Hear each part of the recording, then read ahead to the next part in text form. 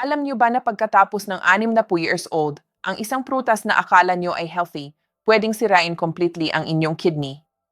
Totoo po ito. At ang mas nakakatakot, hindi sinasabi sa inyo ng mga hospital ang katotohanan ito. Ako si Elena Santos at hindi ako sa side ng hospital. Ako ay nasa side niyo. Gusto kong protektahan ang inyong kidney at ayaw kong maubos ang retirement money niyo sa hospital bills. Maraming seniors ang naniniwala na lahat ng prutas ay mabuti sa katawan. Kumakain kayo araw-araw ng mga ito. Pero pagdating ng 60 years old, nagbabago ang lahat. Yung prutas na dati ninyong inakala na pampalusog, nagiging sandata na sumisira sa inyong kidney. Kung malalala, sa loob lang ng 1 taon, pwede na kayong mag-dialysis. Bakit walang nagsasabi sa inyo ng danger na ito? Kasi ang medical system focused sa treatment, hindi sa prevention. Pero huwag kayong mag-alala. Kung papanoorin nyo ang video na ito hanggang dulo, malalaman nyo ang 4 na prutas na dapat iwasan at ang 4 na miracle fruits na makakapag-heal ng dying kidney nyo. Ito ay directly connected sa inyong buhay. Kaya i-click nyo na ang subscribe at like button. Ang video na ito ay maaaring makaligtas ng buhay nyo at ng inyong pamilya. Ngayon, bago ko ibunyag ang unang dangerous fruit, kailangan ninyong maintindihan kung bakit nababago ang ating katawan. Pag dumating ng 60 years old, nangyayari ang drastic changes sa ating body. Lalo na ang kidney function, bumababa ito ng 1% every year. Nagiging kalahati lang ang capacity compared sa pagiging bata pa natin. Para itong water filter na 30 years nang hindi pinalitan. Yung potassium at toxins na dati ay na-filter out perfectly, ngayon hindi na makaya. Nag-a-accumulate na lang sa loob ng katawan. Sa kondisyon na ito, kung kakain pa kayo ng prutas na tulad ng dati, nagiging poison ito. May real case ako sa Manila, si Ing Roberto de la Cruz, 68 years old. Kumakain siya araw-araw ng prutas na mataas sa potassium dahil healthy daw. Kaso nag-end up siyang rush sa emergency room. Ang result ng tests, sobrang nakakatakot. Ang potassium level niya, malapit nang huminto ang puso niya. Ito ay hindi kwento lang ng iba. Pwedeng mangyari ito sa inyo bukas. Pero bakit hindi sinasabi ng hospital ang danger na ito in advance? Sadly, ang mga hospital, tumatakbo lang kapag may pasyente. Mas focused sila sa treatment kaysa prevention. Pero ako, gusto kong healthy kayong tumanda at hindi kayo matutulog sa hospital bed. Kaya kahit mapagalitan pa ako, sasabihin ko ang totoo ngayong araw. Ang 4 na prutas na sasabihin ko, dapat iwasan nyo completely after 60 years old. Ang una at pinaka-importanting dapat ninyong malaman, ang kidney natin ay silent organ. Ang liver at stomach, kapag may problema, nagpapadala ng pain signals. Pero ang kidney, kahit 70% na siyang damaged, walang signal na ipinapadala. Kaya mas nakakatakot ito. Habang iniisip ninyong healthy pa kayo at kumakain lang ng normal na prutas, ang kidney nyo sumisigaw na at slowly namamatay. Especially after 60, ang filtering function ng kidney bumababa drastically. Hindi na niya kayang i-excrete ang potassium through urine. Nung bata pa tayo, good component ang potassium para sa muscles. Pero ngayon na mahina na ang kidney, yung potassium dumadaloy sa blood vessels, pumupunta sa heart at pwedeng itigil ang heartbeat. Lethal poison na siya. Ang tawag dito ay hyperkalemia. Walang warning, biglang heart attack, sudden death. Sobrang scary ng sakit na ito. Para maiwasan ang danger na ito, ang unang prutas na absolutely bawal after 60 years old ay ang saging. Marami ang magugulat. Ang saging, convenient at matamis, paborito ng maraming Pilipino. Pero after 60, parang time bomb ito. Isang saging may 420 milligrams ng potassium. Sobrang taas. Kapag mahina na ang kidney function tapos kumakain pa kayo ng saging everyday, ang kidney nyo hindi niya kayang i-process ang maraming potassium. Mag-overload siya at eventually masisirang completely. May study sa Amerika, ang 60 years old and above na may kidney problems, kapag kumain sila ng 2 saging everyday consistently, ang heart attack risk tumaas ng 4 times. Shocking result. Ang mas malaking problema ang sugar content ng saging. Isang saging equivalent ng 4 na kubis ng sugar. Sobrang taas. After 6 na po, tumataas ang insulin resistance at mahirap na i-control ang blood sugar. Especially sa umaga, kapag empty stomach, tapos kumain kayo ng saging, ang blood sugar aakyat ng 200 or more. Yan ang blood sugar spike. Kapag nangyari ito, ang dugo magiging sticky at magsasara ang small blood vessels ng kidney. Double kill na yan sa kidney nyo. At ang saging, kulang sa magnesium pero sobra sa potassium. Nag-cause ito ng mineral imbalance. Pwedeng mag-muscle cramps kayo o chronic fatigue. Kung up until now, kumakain kayo ng saging every morning para sa health, today, tigilan nyo na. Kung may saging kayo sa ref, huwag ninyong sayangin. Itapon nyo na ngayon. Yan ang paraan para mabuhay ang kidney nyo. Ang pangalawang prutas na dapat iwasan completely ay ang ubas. Ang ubas, matamis at madaling kainin. Maraming seniors ang kumakain nito after meals, habit na. Pero after 6 na po, kung iniisip nyo ang kidney health, dangerous choice ang ubas. Ang biggest problem ng ubas ay ang sobrang daming sugar. Per 100 grams ng ubas, may 16 na grams ng sugar. Parang kumain kayo ng 4 na candies in one go. Kapag kumain kayo ng isang buong bungkos ng ubas, 3 times na ang daily sugar intake limit nyo. Ang mas serious, ang sugar ng ubas, combination ng glucose at fructose. Ang combination na ito, sobrang burden sa pancreas nyo na mahina na after 6 na po. Ang insulin, mag-overwork tapos eventually mapapagod ang pancreas. Magkakaroon ng diabetes. May study ang Philippine Diabetes Association, ang seniors 6 na po and above na regular na kumakain ng ubas, ang diabetes rate nila 2.8 times higher compared sa normal group. Especially ang malaking ubas like Korean grapes o imported varieties, mas mataas ang sugar content. Mas dangerous. Ang isa pang lethal problem ng ubas ay ang oxalic acid. Ang oxalic acid sa ubas, sa kidney, nag-combine siya with calcium at gumagawa ng kidney stones. After 6 na po, kapag mahina na ang kidney function, kahit very small amount ng oxalic acid, hindi na ma-excrete. Nagiging hard like stones. Kapag may kidney stones na, ang pain sa side ng body, parang sinasaksak ng kutsilyo. Sobrang sakit. Kailangan ninyong dalhin sa emergency room. Worst case, kailangan ng surgery. At ang kidney stones, kapag nabuo na, 80% ang recurrence rate. Babalik at babalik. At ang ubas, may component na nakaka-interfere sa blood clotting. Sa seniors 6 na po and above na hindi maganda ang circulation, pwedeng mabuo ang blood clots. Pwedeng mag-stroke o heart attack. Especially ang mga seniors na umiinom ng high blood pressure meds o blood thinners, bawal talaga ang ubas. Mag-interact siya sa gamot at mag-cause ng unexpected side effects. Ang dried raisins, same danger din kasi wala ng water content, mas concentrated pa ang sugar. Mas malaking burden pa sa kidney compared sa fresh grapes. Kaya starting today, iwasan nyo lahat ng ubas at ubas-related products. Yan ang paraan para mabuhay ang kidney nyo. Ang pangatlong prutas na dapat iwasan ay ang mangga. Ang mangga, kilala bilang nutritious fruit. Pero after 6 na po, may maraming danger factors ang prutas na ito. Ang biggest problem ng mangga ay ang extremely high sugar at potassium. Isang mangga may 45 grams ng sugar. Mas marami pa sa isang can ng Coke. After 6 na po, tumataas ang insulin resistance. Kapag kumain kayo ng high sugar fruit na ganito, ang blood sugar aakyat ng 300 o more in an instant. Ang sugar ng mangga, very high glycemic index. Kapag 6 na po or above ang AC, dangerous na. Ang mangga, 80 ang VH niya. Mas mataas pa sa white rice na 100 grams. Para sa diabetes patients o prediabetes, lethal talaga ito. Ang mangga, may urushiol din, toxic substance yan. Same family siya ng poison ivy, allergen talaga. Nung bata pa tayo, malakas ang immune system, walang problema.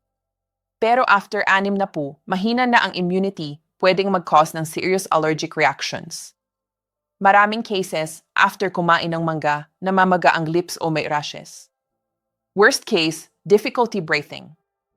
Kailangan dalhin sa EUC. At ang vitamin E sa mangga nag-affect sa blood clotting process. Ang seniors na umiinom ng blood circulation meds o blood thinners, bababa ang efficacy ng gamot. Dangerous. At ang mangga, mahirap ay digest. After 6 bumaba na ang digestive function. Kapag kumain kayo ng mangga, stomach pain at diarrhea, digestive issues ang result. Especially kapag empty stomach, mag-stimulate ng acid secretion. Mas lalala ang gastritis. Ang high calorie content ng mangga, problema din isang mangga, almost 200 calories. Equivalent ng half bowl ng rice. After 6 bumaba ang metabolic rate. Kapag madalas kayong kumain ng high-calorie fruit na ganito, mag-abdominal obesity kayo. Tataas ang adult disease risk. Huwag kayong madaya sa sweet taste niya. Huwag ninyong sirain ang health nyo.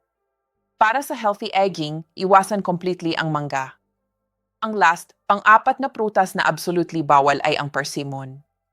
Ang persimmon, popular fruit sa Pilipinas during season. Pero after 6 very dangerous ito sa kidney at stomach. Ang biggest problem ng persimmon ay ang tannin component na nag-cause ng astringent taste. Ang tannin sa persimmon, after 6 kapag bumaba na ang stomach acid secretion, pwedeng gumawa ng stomach stones o bezor. Ang bezor, undigested food na nag-clump at naging hard like rock. Kapag may bezor, extreme abdominal pain, vomiting, digestive issues ang result. Every time kumain kayo, ang upper abdomen parang sinusundot ng something. Pakiramdam parang bloated constantly. Worst case, mag-intestinal obstruction. Kailangan ng emergency surgery. May study sa isang university hospital sa Manila, 70% ng bezor patients na 60 and above, regular silang kumakain ng persimmon. Especially kapag empty stomach kayong kumain ng persimmon o kasama ng protein-rich food, mas tumataas pa ang bezor formation risk. Ang isa pang problema ng persimmon ay ang high sugar content. Isang sweet persimmon may 25 grams ng sugar. Ang blood sugar tataas rapidly. After 60, high na ang diabetes risk. Kapag regular kayong kumakain ng persimmon, mahirap ay control ang blood sugar. Ang dried persimmon mas dangerous pa. Kasi nawala na ang water content, concentrated na ang sugar at tannin. 3 times higher compared sa fresh persimmon.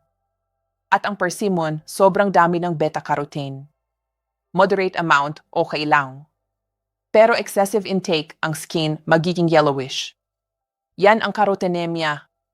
After 60, bumaba na ang liver function, mahirap ay metabolize ang beta-carotene. Mas madaling magkaroon ng kondisyon na yan. Ang persimmon nag-cause din ng constipation. Ang tannin nag-inhibit ng intestinal movement. Lumalala ang constipation. Kasi after 60, mabagal na rin ang bowel movement.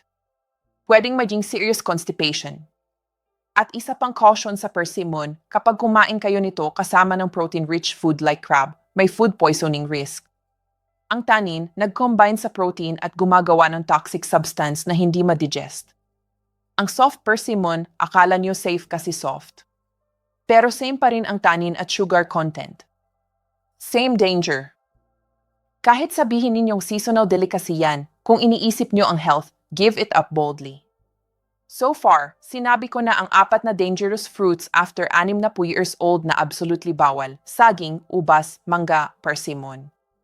Ang mga prutas na ito, dahil sa high sugar, high potassium, oxalic acid, at tannin, nag-cause ng blood sugar spike, arrhythmia, kidney stones, bezor. Kung may mga prutas na yan sa refrigerator nyo, starting today, tigilan nyo na.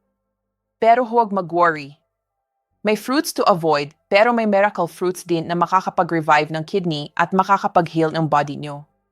Sa next part, sasabihin ko ang 4 na precious fruits na pwedeng mag-revive kahit dying kidney.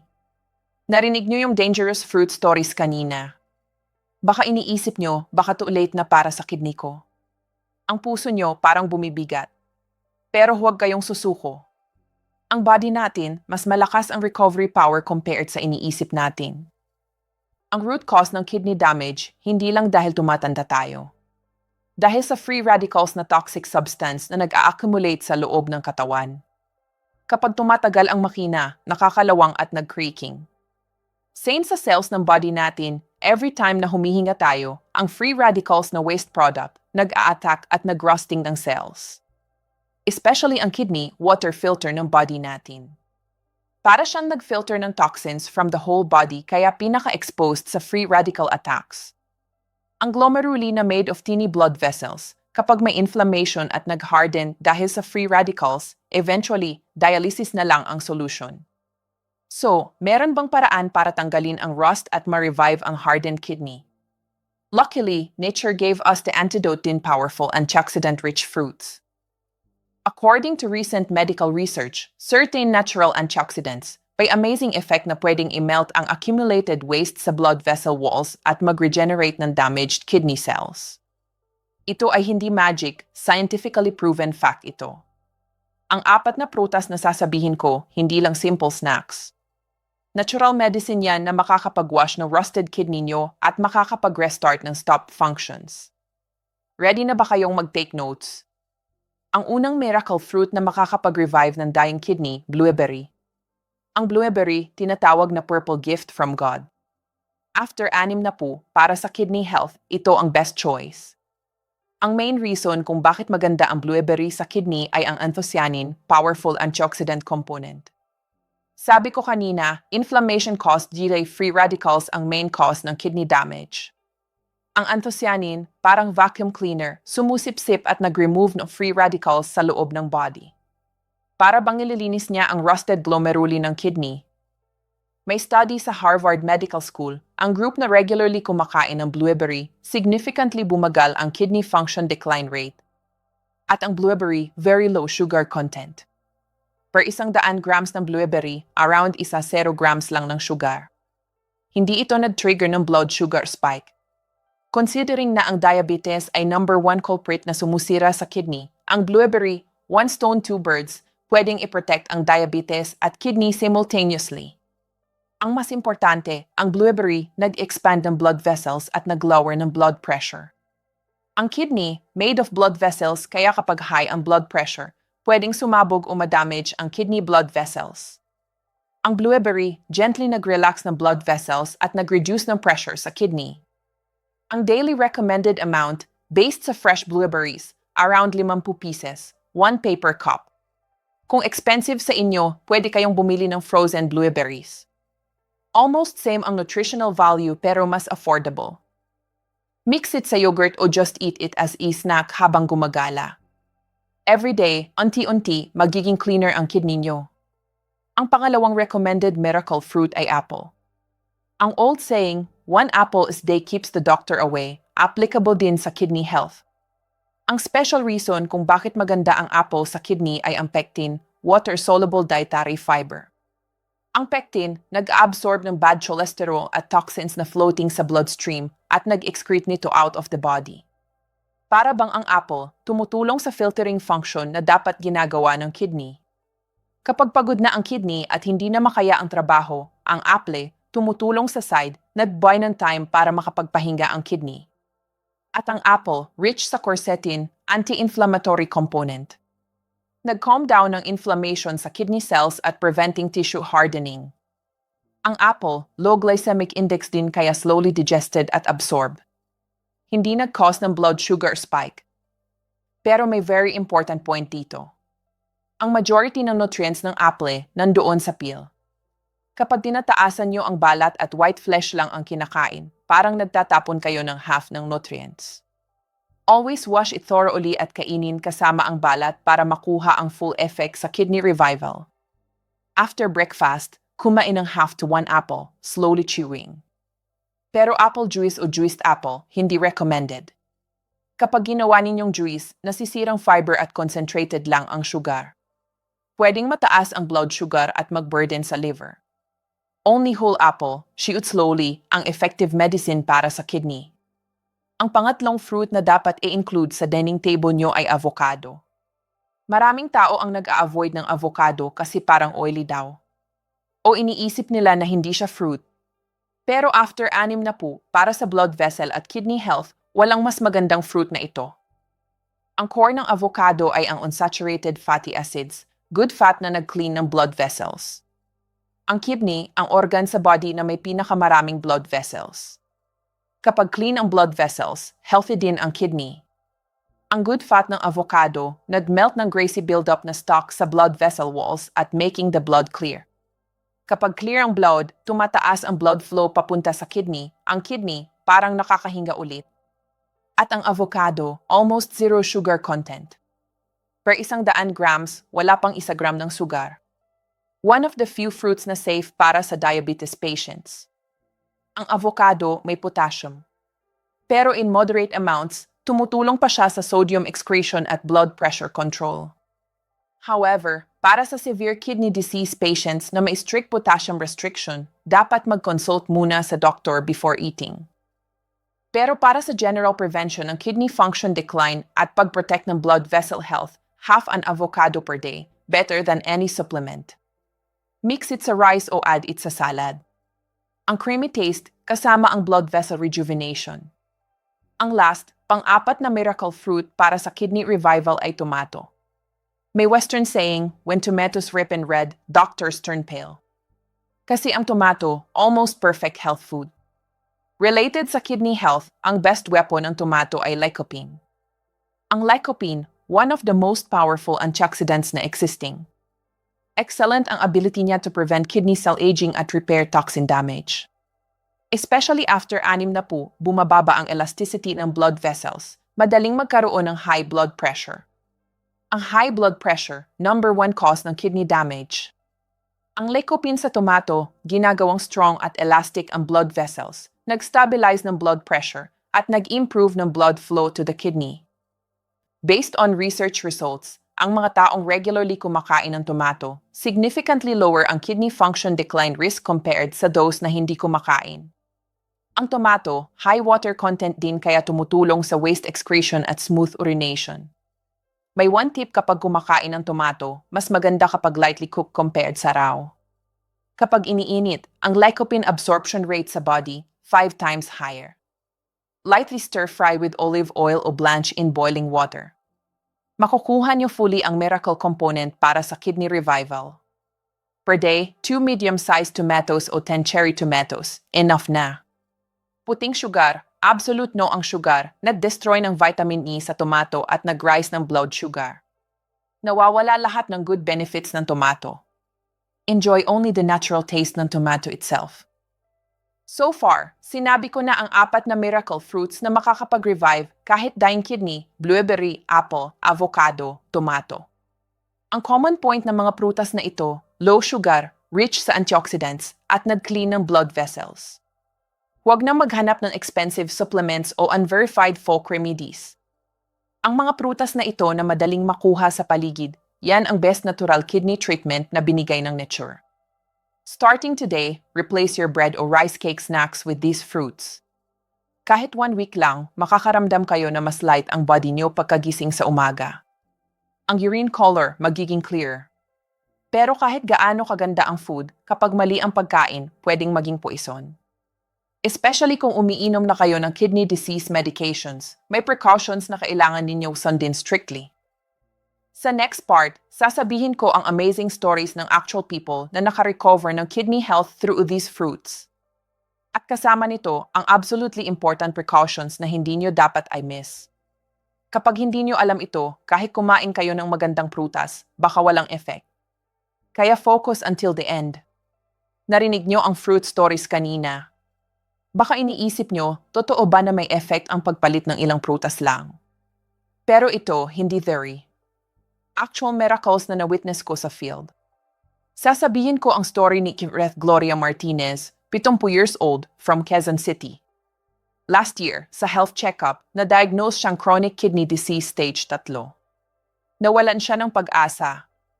Every morning, namamaga ang face at hands and feet. Ang urine, puno ng bubbles. Sabi ng hospital, kapag lumalala pa ang numbers, kailangan nang mag-prepare for dialysis. Na-dedicate ng buong buhay niya para sa family. Naiisip niyang sa pagtanda, magiging burden siya sa mga anak. Every night, umiiyak siya. With drowning person's desperation, si Kireth Martinez decided to completely change her eating habits. Lahat ng grapes at fruit juices sa ref, tinapon niya. Sinunod niya ang sinabi ko, every morning, blueberry at tomato, regularly kinakain. Ano ang result? Exactly after 3 months, bumalik siya sa hospital. Ang attending doctor, shocked sa test results. Ang creatinine level na dangerous, bumaba na malapit sa normal range. Ang proteinuria nawala like magic. Si Kenrith Martinez, tumawag sa akin, umiiyak. Dosi, dahil sa inyo, parang nabuhay ulit ako. Ngayon, nawala na ang swelling, bumalik ang energy. Everyday, nakakapaghiking na siya. Ito, hindi miracle. Nung tinigilan ang toxins na nag-bother sa kidney at binigyan ng regenerative nutrients, ang body nag-demonstrate ng self-healing ability. Scientific result yan. Kaya nyo din gawin yan tulad ni Emrek Martinez. Kapag iniisip ninyong too late na, yan pa ang pinakamabilis na time. Pero kahit anong magandang medicine, kapag excessive, nagiging poison. Same sa miracle fruits, kapag hindi sinusunod ang eating method at precautions, pwedeng maging harmful. Especially kung umiinom kayo ng high blood pressure meds o diabetes meds, dapat ninyong tandaan ang intake rules na sasabihin ko. Finally, para sa safety nyo, i-summarize ko ang core precautions na kailangan ninyong sundin. Ang miracle fruits na sinabi ko kanina, kapag sobra, pwedeng mag-cause ng problems. Especially chronic kidney disease stage 4 or higher, or dialysis patients, kahit gaano kaganda ang fruit, strict potassium restriction ang needed. Always consult your doctor first before deciding intake amount. At kung umiinom kayo ng blood pressure meds o diabetes meds, after taking meds, at least 2 hours gap, saka kumain ng fruits. Safe yan. Ang certain components ng fruits, pwedeng mag-interfere sa drug absorption o sobrang malakas ang drug effect. At never make it into juice. Kapag ginawang juice, concentrated ang potassium at sugar. One-time shock sa kidney. Always eat it as fresh fruit, slowly chewing, around 1 handful per day. Yan ang best ang first principle ng health protection ay moderation. Huwag kayong mag-ambisyon. According to your body condition, gradually at consistently eating, yan ang shortcut to kidney revival. Now, finally, i-summarize ko ang lahat ng content today at sasabihin ko ang actions na kailangan ninyong immediately implement. Today, natutunan natin ang banana, grapes, mango, persimo na sumisira sa kidney after 60 and blueberry, apple, avocado, tomato na nag-revive ng dying kidney. Pero knowing is not enough. Walang magbabago. Ang importante, practice starting today. Open your refrigerator now, tanggalin ang dangerous fruits at palitan ng miracle fruits. Healthy aging, yan ang best gift na pwede ninyong ibigay sa mga anak. Walang hospital bill worries, hindi burden sa children, hanggang dulo, nakakalakad sa sariling paa. Healthy aging, yan ang goal natin. Kung nakatulong ang video na ito sa inyo, kahit kaunti, please share it sa important people around you. Send it through messenger sa family o friends. Magiging lifesaver kayo ng kidneys nila. Ang subscription at likes, big help para makagawa ako ng better information. Sa comments, write your commitment. Starting today, I will practice. Babasahin ko 1 at siseryosohin kong i-cheer kayo. Hanggang sa araw na ang kidney nyo ay healthy at actively functioning, ako, si Elena Santos, samahan ko kayo hanggang dulo. Always stay healthy and happy. Salamat po.